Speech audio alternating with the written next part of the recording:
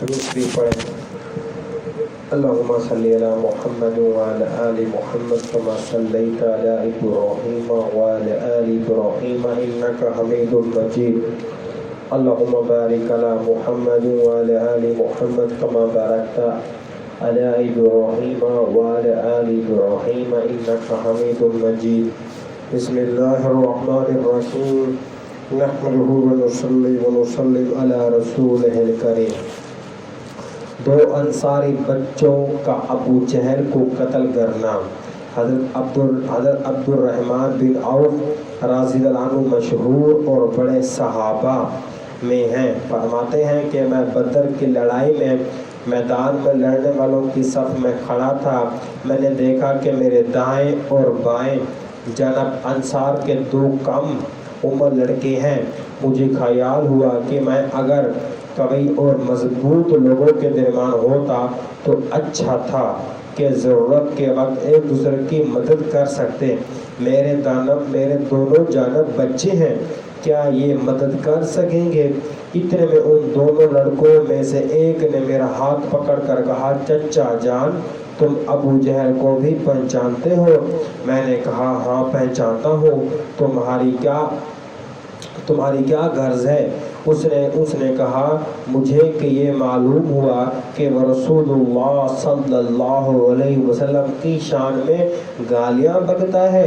اس پاک ذات کی قسم جس کے قبضے میں میری جان ہے، اگر میں اس کو دیکھ لوں تو اس وقت تک اس سے جدا نہ ہوں گا کہ وہ مر جائے یا میں مر جاؤں۔ مجھے اس کے اس سوال اور جواب پر تعجب ہوا۔ اتنے میں دوسرے نے ہی سوال کیا اور جو پہلے نے کہا تھا وہیں اس نے بھی کہا۔ اتفاقاً میدان میں ابو جہل دوڑتا ہوا مجھے نظر پڑ گیا۔ میں نے ان دونوں سے کہا کہ تمہارا مطلوب جس کے بارے میں تم مجھ سے سوال کر رہے تھے وہ جا رہا ہے۔ دونوں یہ سن کر تلواریں ہاتھ میں لیے ہوئے ایک دم بھاگے چلے گئے اور جا کر اس پر تلوار چلانا شروع کر دی، یہاں تک کہ اس کو گرا دیا۔ فائدے میں شیخ الحدیث لکھتے ہیں دونوں صاحبزادے معاذ رضی اللہ عنہ بن عمرو بن جموع اور معاذ بن افرا ہیں۔ معاذ بن عمرو رضی اللہ عنہ کہتے ہیں کہ میں لوگوں سے سنتا تھا کہ ابو جہل کو کوئی نہیں مار سکتا، وہ بڑی حفاظت میں رہتا ہے۔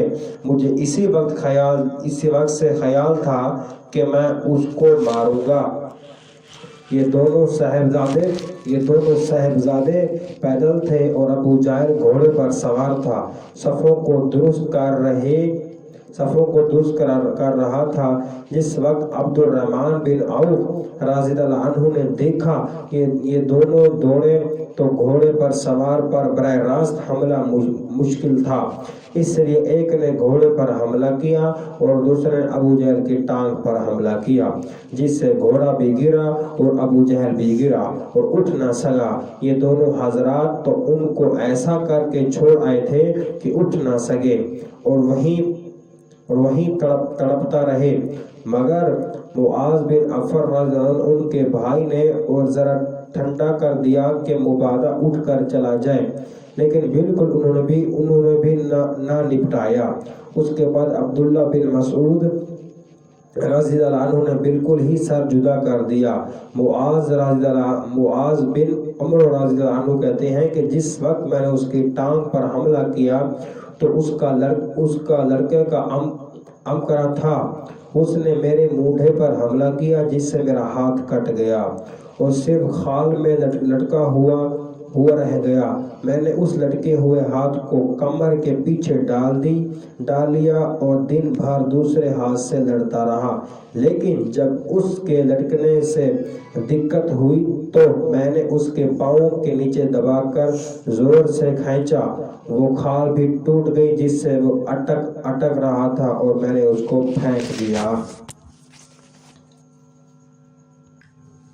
عبداللہ بن عمرو رضی اللہ عنہ نے حضور اقدس صلی اللہ علیہ وسلم کا ارشاد نقل کیا ہے کہ قیامت کے دن صاحب قرآن سے کہا جائے گا کہ قرآن شریف پڑھتا جا اور بحیثیت کے درجوں پر چڑھتا جا وہ ٹھہر ٹھہر کر پڑھ جیسا کہ دنیا میں ٹھہر ٹھہر کر پڑھا کرتا تھا، بس تیرا مرتبہ وہی ہے جہاں آخری آیات پر پہنچے۔ حضور اقدس صلی اللہ علیہ وسلم کا ارشاد ہے کہ افضل نماز وہ ہے جس میں لمبی لمبی رکعتیں ہوں۔ مجاہد کہتے ہیں کہ حق تعالی شانو کا ارشاد قوموا للہ قانتین، اور نماز میں کھڑے رہو کہ اللہ کے سامنے مواظب، اس آیات میں رکوع بھی داخل ہے اور خشوع بھی، اور لمبی رکعت ہونا بھی، اور آنکھوں کو پست کرنا، بازو کو جھکانا یعنی اکڑ کے کھڑا نہ ہونا، اور اللہ سے ڈرنا بھی شامل ہے۔ لفظ قنوت میں جس کا اس آیات میں حکم دیا گیا، یہ سب چیزیں داخل ہیں۔ حضور اقدس صلی اللہ علیہ وسلم کے صحابہ کرام رضی اللہ عنہم اجمعین میں سے جب کوئی شخص نماز کو کھڑا ہوتا تھا تو اللہ تعالیٰ سے ڈرتا تھا، اس بات سے کہ ادھر ادھر دیکھے یا سجدے میں جاتے ہوئے کنکریوں کو الٹ پلٹ کرے۔ عرب میں صفوں کی جگہ کنکریاں بچھائی جاتی ہیں، یا کسی لغو چیز میں مشغول ہو یا دل میں کسی دنیاوی چیز کا خیال آئے، ہاں بھول کے خیال آ گیا ہو تو دوسری بات ہے۔ فائدے میں لکھتے ہیں کہ قوموا للہ قانتین کی تفسیر میں مختلف ارشادات وارد ہوئے ہیں۔ ایک یہ بھی ہے کہ قانتین کے معنی چپ چاپ کے ہیں۔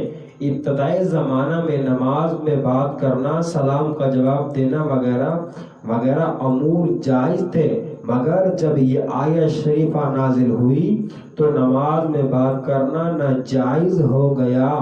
حضرت عبداللہ بن مسعود رضی اللہ عنہ فرماتے ہیں کہ مجھے حضور صلی اللہ علیہ وسلم اس بات کا عادی بنا رکھا تھا کہ جب میں حاضر ہوں تو وہ حضور صلی اللہ علیہ وسلم کی نماز میں مشغول ہو، میں سلام کرتا تو حضور جواب دیتے۔ ایک مرتبہ میں حاضر ہوا اور حضور صلی اللہ علیہ وسلم نماز میں مشغول تھے، میں نے حسب عادت سلام کیا، حضور صلی اللہ علیہ وسلم نے جواب نہیں دیا۔ مجھے سخت فکر ہوا کہ شاید میرے بارے میں اللہ جل شانہ کے یہاں سے کوئی عتاب نازل ہوئی ہو۔ نئے اور پرانے خیالات نے مجھے گھیر لیا، پرانی باتیں سوچتا تھا کہ شاید فلاں بات پر حضور صلی اللہ علیہ وسلم ناراض ہو گئے ہوں گے، شاید فلانی بات ہوگی۔ جب حضور صلی اللہ علیہ وسلم نے سلام پھیر لیا تو ارشاد فرمایا کہ حق تعالی شانہ نے اپنے احکام میں جو چاہتے ہیں تبدیلی فرماتے ہیں۔ حق تعالی شانہ نے نماز میں بولنے کی معاملت فرما دی اور یہ آیت تلاوت فرمائی، اور پھر ارشاد فرمایا کہ نماز میں اللہ کے ذکر، اس کی تسبیح، اس کی حمد و ثنا کے ثوابات کرنا جائز نہیں۔ جو کچھ پڑھا سنا اللہ پاک ہم سب کو عمل کرنے کی توفیق عطا فرمائے۔ سبحان اللہ و بحمدہ، سبحانک اللہم و بحمدک، نشہد ان لا الہ الا انت، نستغفرک و نتوب الیک۔ سبحان ربک رب العزت عما یصفون وسلام علی المرسلین والحمد للہ رب العالمین۔ آمین آمین آمین برحمتک یا ارحم الراحمین۔